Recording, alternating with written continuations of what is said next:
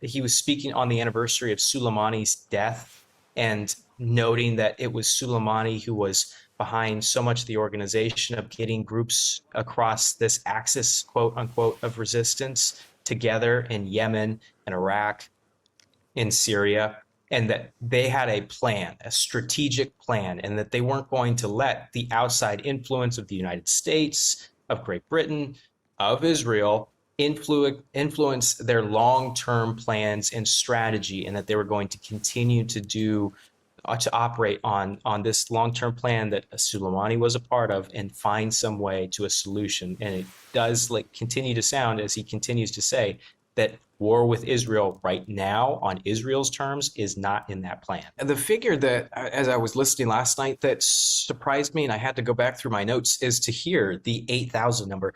And I cannot find a specific number that has been combating what the number of fatalities inside Gaza has been coming out. Of course, Hamas controls the health ministry inside the Gaza Strip, so none of these numbers have been able to be independently verified, but the IDF has not taken an active role at least in the early weeks of the war, in combating that number with how many they figured were Hamas fatalities, were militants.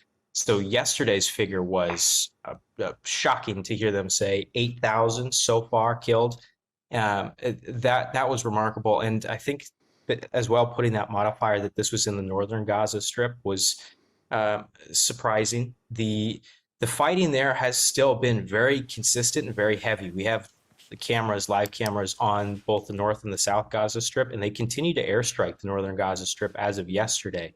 So I don't think that the operation is far from over in that field, in that battle space. What will be very interesting to watch is the method of how we got here was with them evacuating and creating humanitarian corridors so that they could try and get as many people out of the northern Gaza Strip as they possibly could before ground forces went in and started entering into street-to-street combat, essentially. And they said they were doing that so that Hamas wouldn't have the capability to use human shields.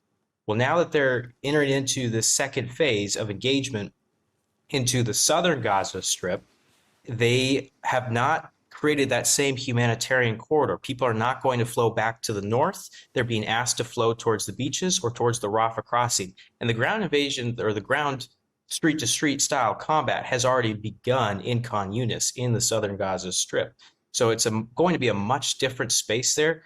Back to the northern Gaza Strip, and with this Hagari speaking last night and these announcements, one of the big things missing is, although they say they've dismantled the infrastructure in the northern Gaza Strip, they did not reveal that they found any signs of the hostages, or that they believe that the hostages still could be remaining in the northern Gaza Strip, leaving only the assumption that they would be still in the southern Gaza Strip in Khan Yunis.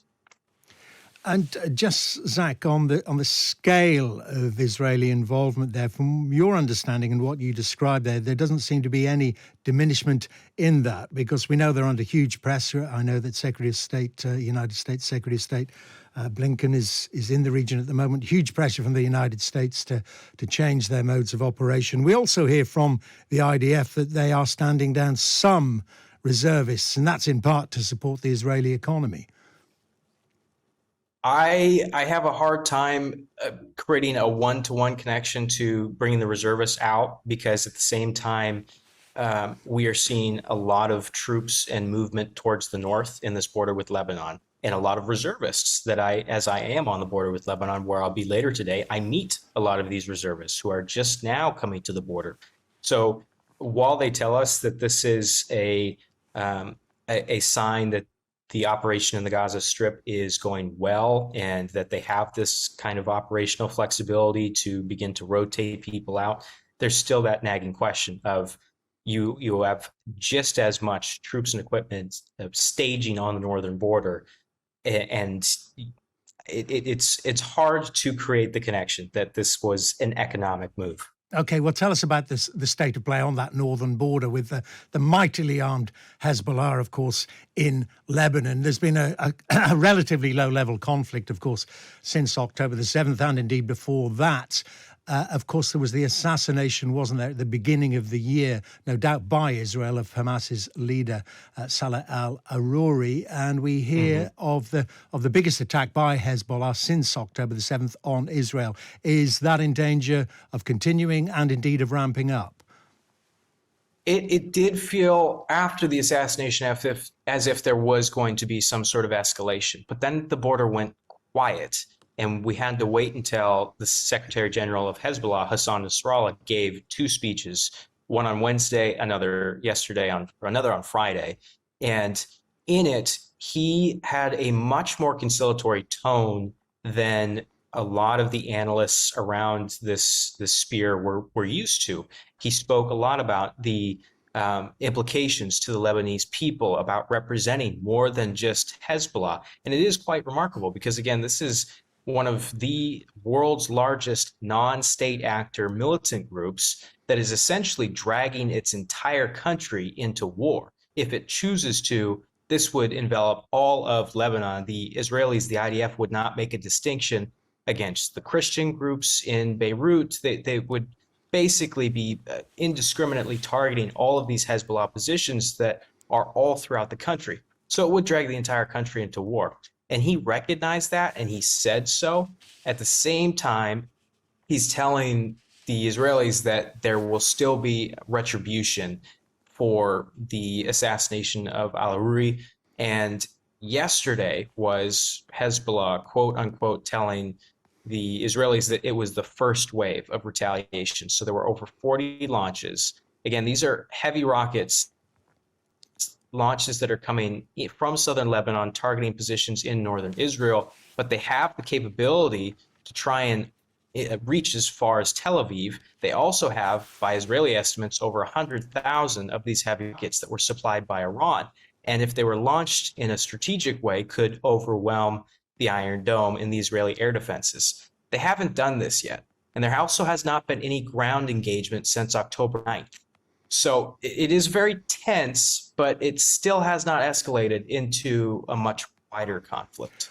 Well, give me the background calculations on both sides that may be staying their hands from this developing into all-out war. From the Hezbollah point of view, as you say, they're armed and supported by Iran. Is it Tehran that doesn't want a wider conflict to break out? And I suppose the direct calculation for Israel, can it actually militarily, can it afford to fight on two fronts?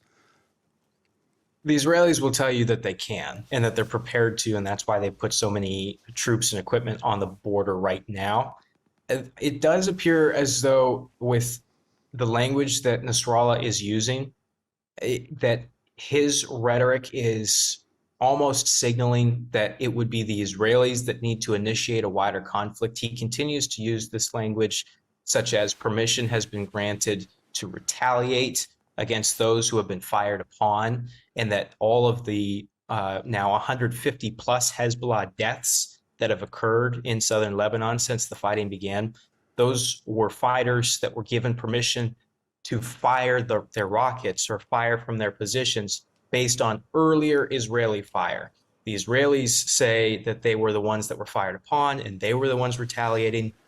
So it's this constant tit for tat.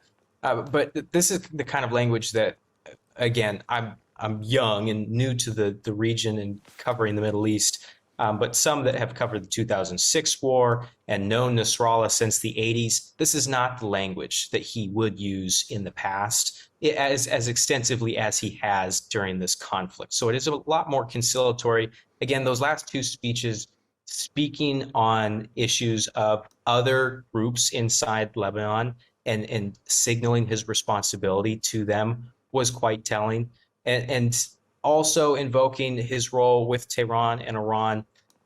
He was speaking on the anniversary of Soleimani's death and noting that it was Soleimani who was behind so much of the organization of getting groups across this axis, quote unquote, of resistance together in Yemen and Iraq, in Syria, and that they had a plan, a strategic plan, and that they weren't going to let the outside influence of the United States, of Great Britain, of Israel influence their long-term plans and strategy, and that they were going to continue to do to operate on this long-term plan that Soleimani was a part of and find some way to a solution. And it does continue to sound, as he continues to say, that war with Israel right now on Israel's terms is not in that plan.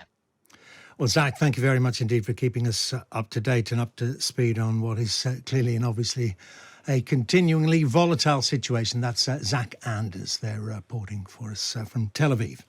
In the next few minutes, we'll look at the front pages of the morning's papers, many of which have photographs on the front. The terrifying. It's like out of a Hollywood movie. This Boeing 737 MAX 9 with a hole in the side of it where essentially an unused door just ripped off at 16,000 feet. We'll talk to an air safety expert about that in the next few minutes. It's 17 minutes past 6.